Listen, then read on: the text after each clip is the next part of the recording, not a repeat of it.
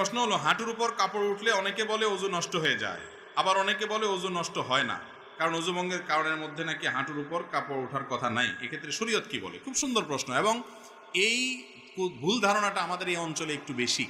এই অঞ্চলে মানুষের মধ্যে দেখা যায় যে এই ধরনের ধারণা একটু বেশি। হাঁটুর উপরে কাপড় উঠলে বলে যে ওযু চলে গেছে। আসলে কি যায়? না।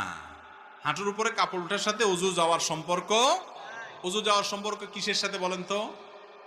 অজু ভঙ্গের সাথে। বায়ু আসলো কিনা, পেশাব পায়খানা আসলো কিনা, ঘুমায় পড়ছেন কিনা, এগুলো অজু ভঙ্গের কারণ। বেহুশ হয়ে গেলেন কিনা, হ্যাঁ, রক্তপুষ পানি বাইর হয়ে গড়ায় পড়ছি কিনা, এগুলো অজু ভঙ্গের কারণ। অজু ভঙ্গের কারণ যদি না পাওয়া যায়, তাহলে হাঁটুর উপরে কাপড় ওঠার কারণে কি হবে না? অজু ভাঙবে।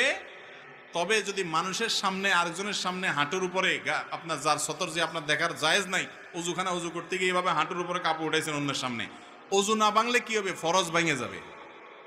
ফরজ ভাঙা বুঝেন কি? সতর ঢাকা ফরজ না, সেটা ভেঙে যাবে। সেটা ভাঙলে গুনাহ হবে না। এই জন্য ওইটা বড় গুনাহ হবে। অজু ভাঙলে তেমন কোনো বিপদ হতো না। অজু ভাঙলে আবার অজু করতেন, অসুবিধা কি? কিন্তু গুনাহ হয়ে যাবে অন্যের সামনে। এই জন্য যাতে অন্যের সামনে হাঁটুর উপরে রান টান এগুলো দেখা না যায়, এই জন্য ওইটাকে ঢেকে ঢুকে রাখবেন। কিন্তু যদি কোনো কারণে উঠে যায়, তাতে অজু ভাঙবে না, অজু থাকবে।